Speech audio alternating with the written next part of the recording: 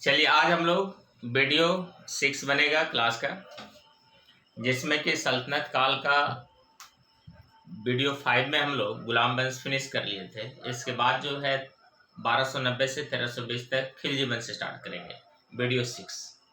जैसा कि यहाँ लिखा गया है आप देख सकते हैं, खिलजी वंश 1290 से 1320। पर डे की तरह आज भी एक मोटिवेशनल स्पीच अरस्तु का यहाँ पे पुटअप किए हैं। शिक्षा की जड़ कड़वी है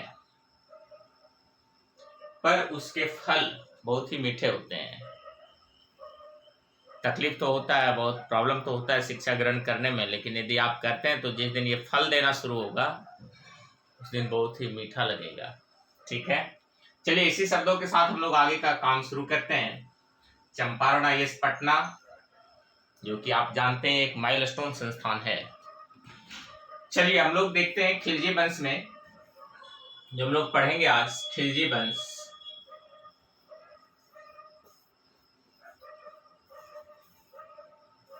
खिलजी वंश, इसमें 4 शासक होते हैं। ये वंश 4 शासकों के द्वारा शासित होता है, जिसमें जलालुद्दीन फिरोज खिलजी के द्वारा गुलाम वंश के अंतिम शासक क्यूमर्स की हत्या करके, हटा करके, गद्दी से अपदस्थ करके इस वंश को शुरू किया जाता है। कहा जाता है कि जब ये वंश शुरू हुआ तो इसमें यूनानी ने हिंद और गैर तुर्क के द्वारा शासन स्थापित हुआ। चूंकि जो गुलाम वंश लोग थे वो तुर्क लोग थे, तो तुर्क का हस्तक्षेप हिंदुस्तान के शासन में या दिल्ली सल्तनत में खत्म हो गया और हिंद और गैर तुर्क का शासन चालू हो गया, जिसमें पहला शासक खिलजी में जलालुद्दीन फिरोज खिलजी, दूसरा शासक इनके भतीजे या दामाद अलाउद्दीन खिलजी, जो 1316 तक शासक रहते हैं, और उसके बाद का जो शासक है कुतुबुद्दीन मुबारक शाह खिलजी 1316 से 20 तक, और अंत में 1320 में ही 140-42 दिनों के लिए एक शासक आते हैं जो खिलजी वंश के अंतिम शासक हैं। उनका नाम है नासिरुद्दीन खुसरो शाह।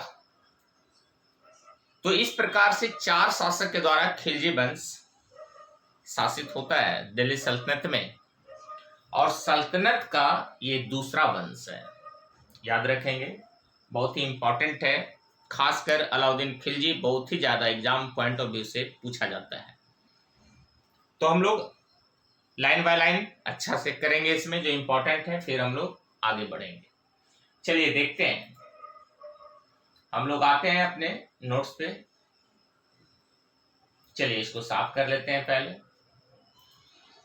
चैनल देखिए, सब्सक्राइब कीजिए, लाइक कीजिए, और एक शायद बेल आइकन होता है यूट्यूब पे, बेल आइकन को भी दबा दीजिएगा। तो इससे क्या होगा कि जो वीडियो यहाँ से संप्रेषित होगा वो आपके मोबाइल तक पहुंच जाएगा आसानी से। ठीक है, चलते हैं आगे। खिलजी वंश बहुत अल्प समय के लिए, बहुत ज्यादा लंबा समय इस डायनेस्टी का नहीं है, तो हम लोग यहाँ देखेंगे कि कितने वर्षों तक है खिलजी वंश। तो देखिए कितना है, मात्र 30 ईयर्स, 30 वर्ष तक के ये शासक, 4 शासक हुए। कहते हैं इस वंश की स्थापना जलालुद्दीन फिरोज खिलजी, अपने आप में इंपॉर्टेंट, जलालुद्दीन फिरोज खिलजी 1290 ईस्वी में अबोध शासक गुलाम वंश का अंतिम शासक क्यूमर्स की हत्या करके स्थापना किया। कहते हैं भारत आने से पूर्व खिलजी जाति हेलमंद नदी घाटी अफगानिस्तान क्षेत्र में निवास करती थी या रहती थी। हेलमंद का क्षेत्र है अफगानिस्तान में, उधर ही गजनी भी है, बाद में हम लोग पढ़ेंगे। चलिए आगे देखते हैं फिर।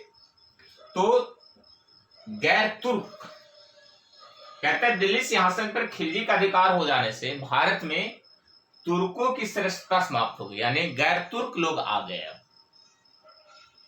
और अब भारतीय और गैर तुर्क मुसलमानों के द्वारा भारतीय शासन में प्रभाव बढ़ गया। ये चीज खिलजी वंश के साथ ही स्थापित होता है।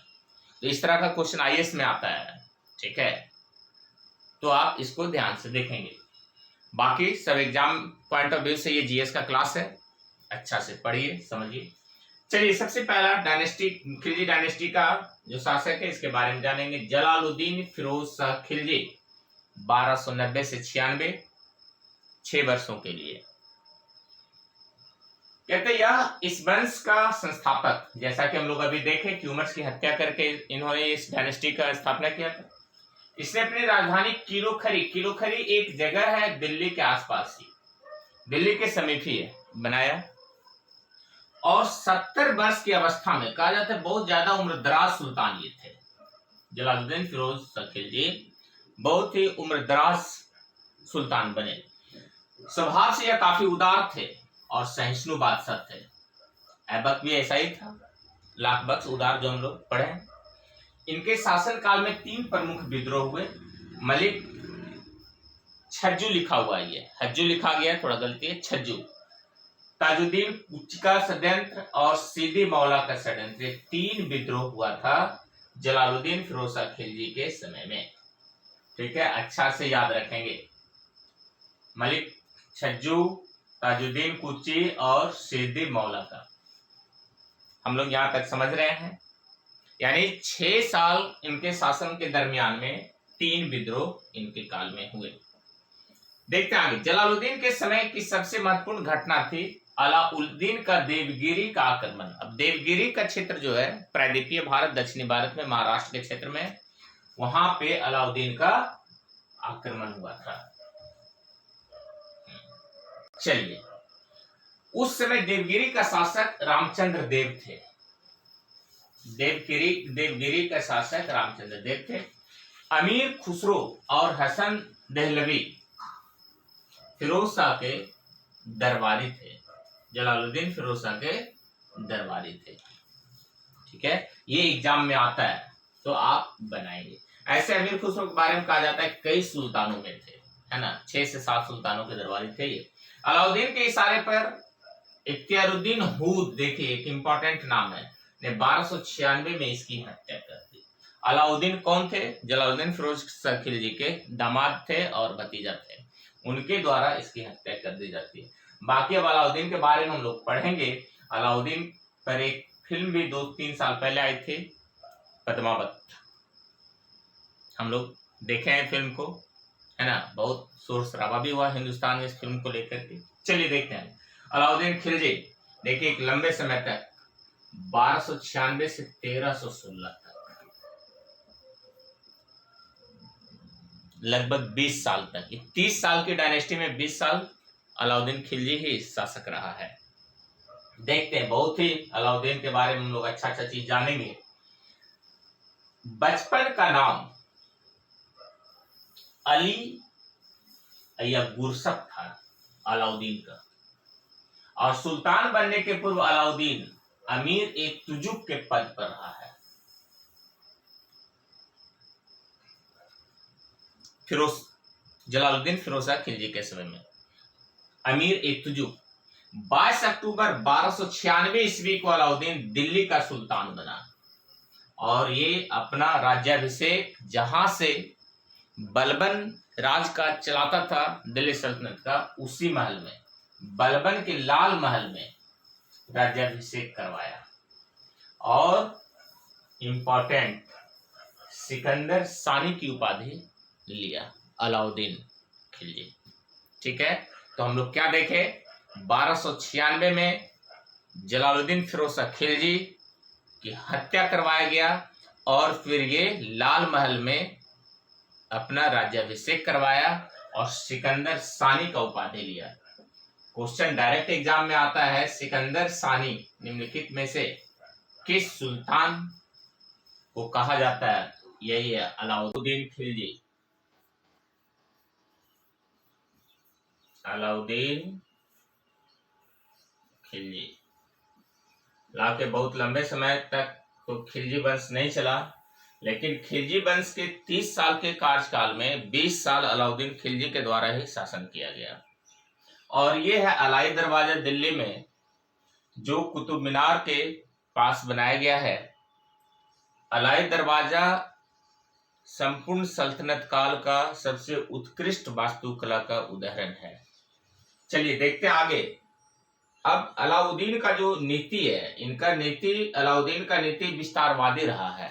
विस्तारवादी साम्राज्यवाद की नीति पर ये अपना शासन व्यवस्था बना कर रखा था, जिसमें उत्तरी भारत और दक्षिणी भारत में जो विस्तार की नीति थी वो अलग अलग थी। उत्तरी भारत में विस्तार अपना साम्राज्य को करके खुद अपने अनुसार इसको हैंडल करना ये अलाउद्दीन का कार्य था, लेकिन दक्षिण भारत में आधिपत्य स्वीकार करवाकर वहां से केवल कर लेना था, वार्षिक कर टैक्स केवल लेना था। और फिर आगे देखते हैं कि यह साम्राज्यवादी विस्तारवादी नीति पर अपना अधिक ध्यान दिया। जहां उत्तरी भारत में इसकी नीति साम्राज्य विस्तार की रही, वहीं दक्षिण भारत में राज्यों से अधीनता स्वीकार करवाकर वहां से केवल वार्षिक कर लेकर ही ये संतुष्ट हो जाते थे। आगे लिखा हुआ है कि इसने केंद्र में अस्थाई सेना को रखना आरंभ किया, और जो अनुभवी होते थे उसे कोतवाल कहा जाता था। इसी प्रकार से नगद वेतन देने का भी प्रथा इन्होंने शुरू किया था। सैनिकों को नगद वेतन देने की प्रथा भी शुरू किया था। सेना को नगद वेतन देना, केंद्र में अस्थायी सेना की नींव रखना। आज भी आप देखते हैं भारत सरकार सेंट्रल पुलिस फोर्स सीआरपीएफ वगैरह रखते हैं रिजर्व फोर्स में, तो उस तरह से ये भी रखना शुरू किया था। तो केंद्र में अस्थायी अनुभवी सेना नायक को कोतवाल कहा जाता था। आज भी आप देखते हैं, जैसे पटना शहर में देख लीजिए कोतवाली थाना होगा, है ना। तो इस प्रकार से ये आरंभ करवाने का श्रेय अलाउद्दीन खिलजी के समय से ही है। कहते हैं सल्तनत के शासकों में इसके पास सबसे अधिक विशाल सेना भी था, सबसे ज्यादा सेना रखा था। क्योंकि साम्राज्यवाद की नीति, विस्तारवाद की नीति इसका था, तो अस्थायी सेना जरूरी था। कहते हैं घोड़ा को दागने एवं सैनिकों का हुलिया लिखने। अब एक ही घोड़ा को बार बार उपयोग में न लाया जाए सैनिकों के द्वारा, क्योंकि कितना कौन देखने को वहां बैठा हुआ, इसलिए घोड़ा को दाग देना था, चिन्ह दे दिया जाता था ताकि वो पहचान ना जाए। इसी प्रकार से उसमें कोई कैमरा वगैरह तो था नहीं कि फोटो खींच लिया जाएगा, तो जो सैनिक नियुक्त होता था उसका हुलिया लिखा जाता था। हुलिया इस सेंस में आप कह सकते हैं कि आज भी हम लोग कोई फॉर्म वगैरह भरते हैं तो देखते हैं हमारा कट ऑफ मार्क ले लिया जाता है। तो उस समय जो सैनिक भर्ती होते थे, चूंकि 2000-4000 तो सैनिक होता नहीं था, 10, 20, 50, 100 लाखों लाख में संख्या में सैनिक होता था। तो इस प्रकार से सैनिकों का हुलिया लिख लिया जाता था, ताकि फिर एक ही आदमी बार बार ना आ जाए और संख्या में इजाफा ना बताया जाए कि ज्यादा हो गया है, या फिर वेतन उनको एक ही आदमी को ज्यादा वेतन ना दिया जाए। तो इस प्रकार से सैनिकों का हुलिया भी लिखने की प्रथा इन्होंने शुरू किया था। चलिए आगे देखते हैं। फिर कहता है अलाउद्दीन, बहुत इंपॉर्टेंट है ये, अलाउद्दीन भू राजस्व की दर को बढ़ाकर उपज का 1/2 भाग कर दिया। जो भी खेत में उपज होगा उसका 1/2 यानी आधा आपको सुल्तान को ही दे देना है। तो इस प्रकार से हम लोग देख रहे हैं कि अलाउद्दीन का जो नीति है वो इसके पहले के सुल्तान से थोड़ा अलग है। चलिए, राजस्व की दर को बढ़ा दिया था और 1/2 भाग कर दिया। सोचिए कितना ज्यादा है, 1/2 भाग बहुत ही अधिक है, यानी जितना उपज है उसका 1/2 हो जाएगा, आधा हो जाएगा, है ना, भू राजस्व। इसने खम्स यानी लूट का धन में सुल्तान का हिस्सा 1/4 भाग के स्थान पर 3/4 कर दिया, यानी 1/4 25% हुआ, तो 3/4 75% हुआ, यानी लूट में ज्यादा। 3/4 का मतलब आप कैसे निकालेंगे, 3/4 इंटू 100, तो देखिए ये 25 और गुना 3 बराबर 75%, यानी जो लूट में धन आएगा उसमें 75% सुल्तान को चला जाएगा। पहले ये था 25%। इसने नाप तोल में बेईमानी रोकने के लिए, सोचिए कितना अच्छा व्यवस्था, आज है नहीं है अपने यहाँ, है ना, उस समय लेकिन था।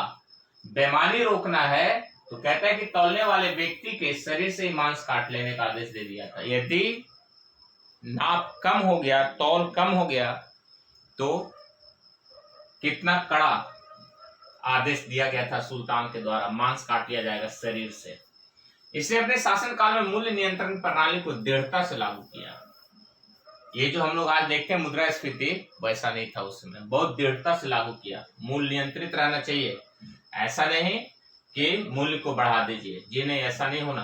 दक्षिण भारत विजय अभियान के लिए इसने नायब मलिक काफूर, ये मलिक काफूर आप फिल्मों में भी दिखाया गया, मलिक काफूर को भेजा था और बहुत ही इसका विश्वासी आदमी था मलिक काफूर। कहते हैं मलिक काफूर 1307 ईस्वी में सर्वप्रथम देवगिरी पर हमला किया तथा वहां के शासक रामचंद्र देव को पराजित भी किया। और इसके बाद काफूर ने दक्षिण भारत में, इसके बाद काफूर ने तेलंगाना पर आक्रमण कर वहां के शासक प्रताप रुद्रदेव को अधीनता स्वीकार करवा दिया और वहीं से इसने कोहिनूर हीरा को प्राप्त किया, जिसे फिर दिल्ली लौटने के बाद काफूर ने उस कोहिनूर हीरा को जो प्रताप रुद्रदेव से प्राप्त किया था वो अलाउद्दीन को सौंपा। अलाउद्दीन काफी खुश हुआ और भी विश्वास उसको अपने सेनानायक काफूर पे बढ़ गया। देखिए थोड़ा सा हम यहाँ पे मैप दिखाने का कोशिश किए हैं। ये जो ब्लू कलर का आप मैप देख रहे हैं, यही खिलजी का डायनेस्टी का मैप है, ठीक है। इस तरह से यहाँ तक खिलजी का अपना, तो दक्षिण भारत का जो है केवल वहां से पैसा लेना, वहां से टैक्स लेना, कर लेना, इसका मेन मोटो था। लेकिन उत्तरी भारत में अपना स्ट्रॉन्ग साम्राज्य विस्तार करके रखा था, आप देख भी सकते हैं यहाँ मैप में। चलिए इसके बाद आगे देखते हैं। फिर अलाउद्दीन का राजत्व सिद्धांत सभी सुल्तानों से अलग था। देखिए जितने भी इसके पहले सुल्तान हुए, तो इसके पहले तो बहुत ज्यादा डायनेस्टी चला ही नहीं था, ये तो दूसरा डायनेस्टी, लेकिन सुल्तान तो बहुत हुए, तो उसमें से इनका जो है अलग था, क्योंकि इसने धर्म और धार्मिक वर्ग को हस्तक्षेप अपने शासन में करने के लिए नहीं दिया। No any intention of any religious movement, है ना, किसी भी प्रकार का रिलीजन का इम्पैक्ट बर्दाश्त नहीं किया जाएगा शासन में। शासन में इस्लाम के सिद्धांतों का सहारा और उलेमा की सलाह से इसने अपने आप को बहुत दूर रखा। मुस्लिम होते हुए मुस्लिम उलेमा वर्गों का, किसी भी रिलीजियस लोगों का इसके शासन में योगदान नहीं था। चलिए देखते हैं अब अलाउद्दीन के बारे में, अच्छी अच्छी चीजों को हम लोग देख रहे हैं। इसने सुल्तान की पदवी किसी भी खलीफा से नहीं लिया। देखिए कोई खलीफा का हस्तक्षेप नहीं, खलीफा नहीं। अलाउद्दीन व्यक्ति की योग्यता पर बल देता था, ऐसा नहीं कि धार्मिक प्रवृत्ति का लोग है तो खींच लिया गया, ऐसा नहीं है। व्यक्ति में यदि कर्मठता है, योग्यता है, शिक्षित है, तो उसको अपने शासन में जगह देता था। इसने अच्छी शासन व्यवस्था हेतु गुप्तचर विभाग को संगठित किया। देखते हैं आज भी हम लोग गुप्तचर रखते हैं, भारत सरकार विदेशों में काम करता है, रॉ, सीबीआई, है ना, कुछ कुछ इस तरह से। चलिए आगे, इसके बाद आप और भी देखते हैं, गुप्तचर का कई काम है, ठीक है। गुप्तचर विभाग का मुख्य अधिकारी बरीद ए मुमालिक था, ये याद रखिएगा, बरीद ए मुमालिक, बरीद ए मुमालिक। अलाउद्दीन का मंत्री परिषद, इनका जो मंत्री था, अब उसके बारे में हम लोग जानेंगे कौन कौन लोग किस विभाग में थे।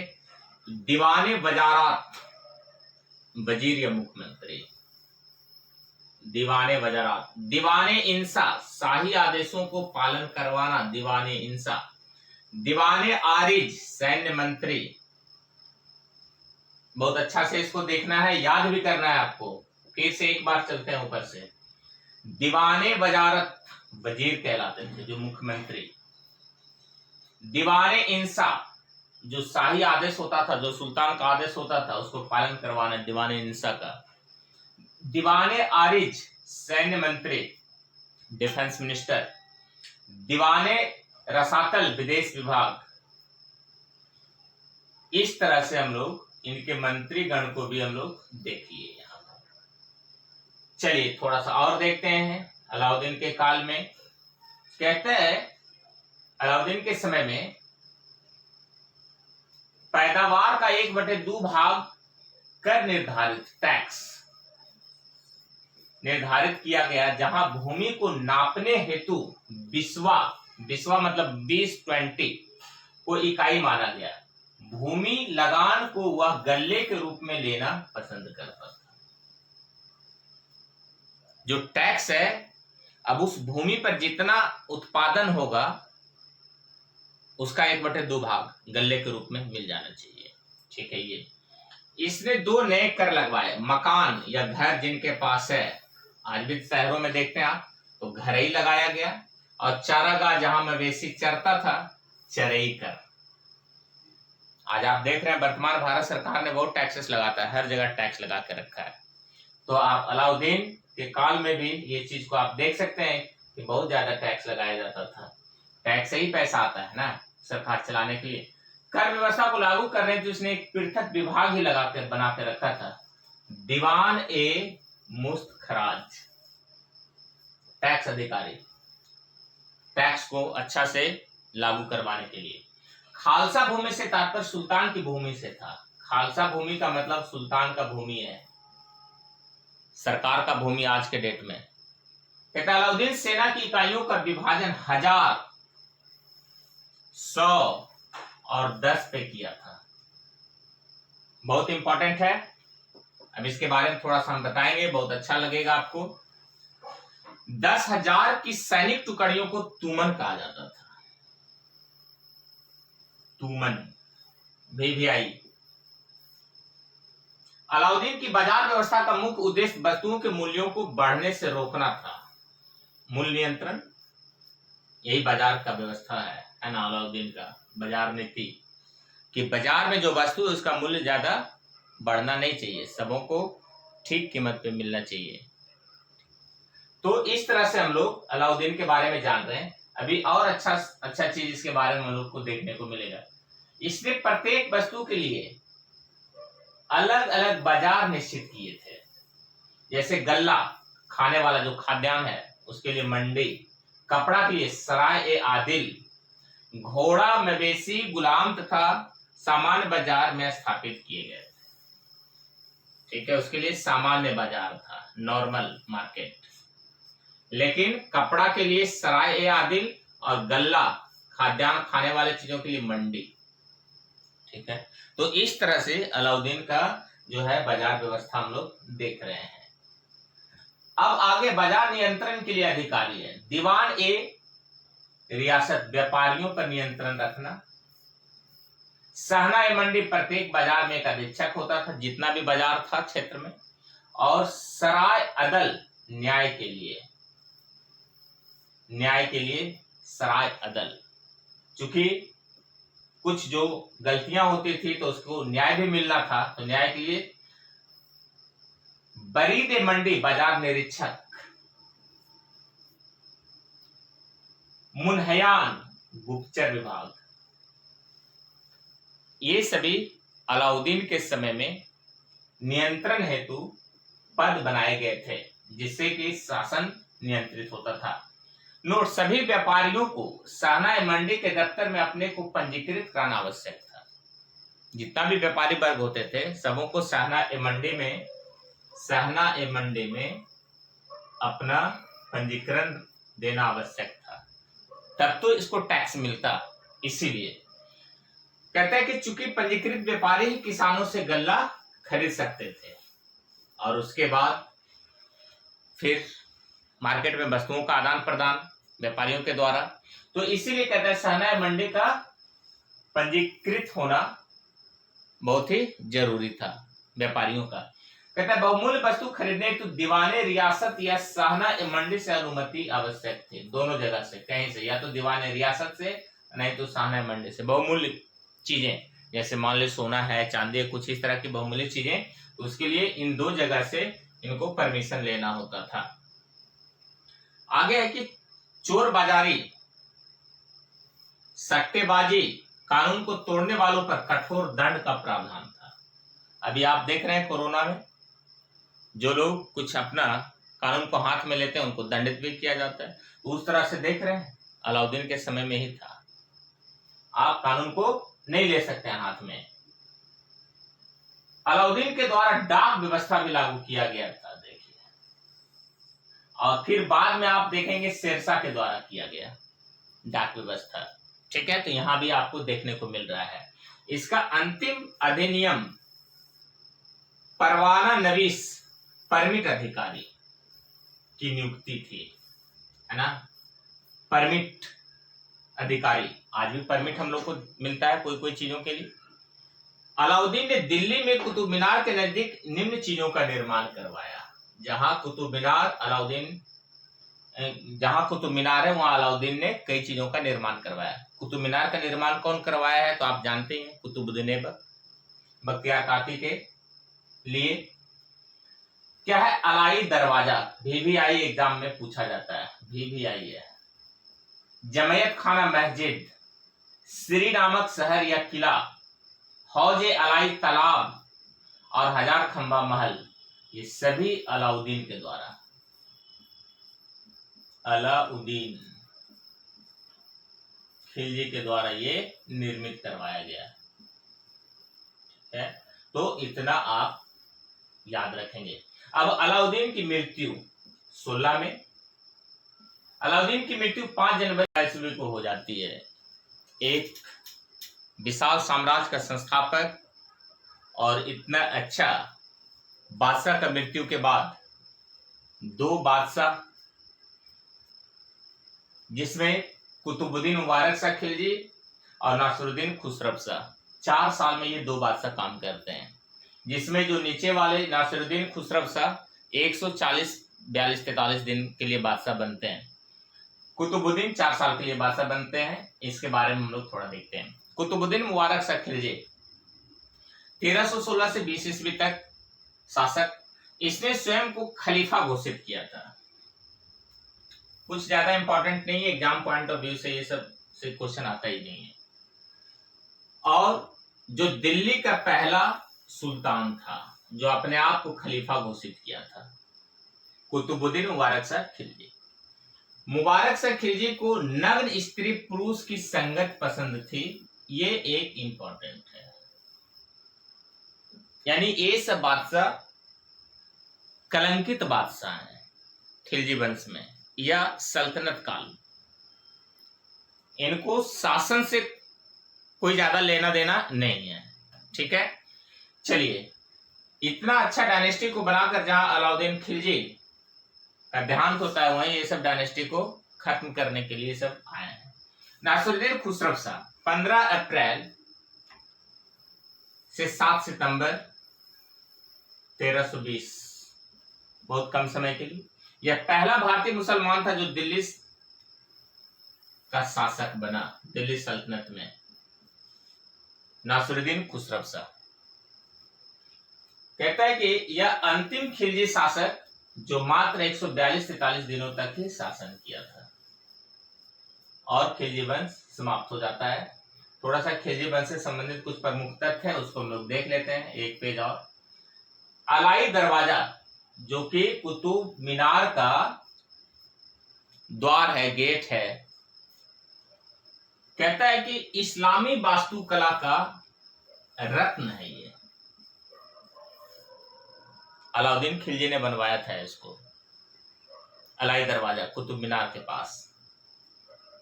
और देखिए कुछ इंपॉर्टेंट चीजें। दैवी अधिकार का सिद्धांत अलाउद्दीन ने चलाया था, अपने आप में क्वेश्चन है इंपॉर्टेंट। अलाउद्दीन याकूब को दीवान ए रियासत नियुक्त किया था, दीवान ए रियासत। सराय ए अदल, यहां वस्त्र, शक्कर, जड़ी बूटी आदि वस्तुओं को बेचा जाता था सराय ए अदल में। सहना ए मंडी, खाद्यान्नों को बिक्री यानी खाने वाली चीजों का बिक्री के लिए लाया जाता था सहना ए मंडी में। अलाउद्दीन की आर्थिक नीति की व्यापक जानकारी जियाउद्दीन बर्नी के द्वारा हमें प्राप्त होता है। किसमें? तारीखे फिरोजशाही से। अर्थात तारीखे फिरोजशाही के लेखक कौन है? तो जियाउद्दीन बर्नी। तारीखे फिरोजशाही कुछ प्रमुख इस समय की कृतियां हैं जो लिखा गया है खिलजी काल में।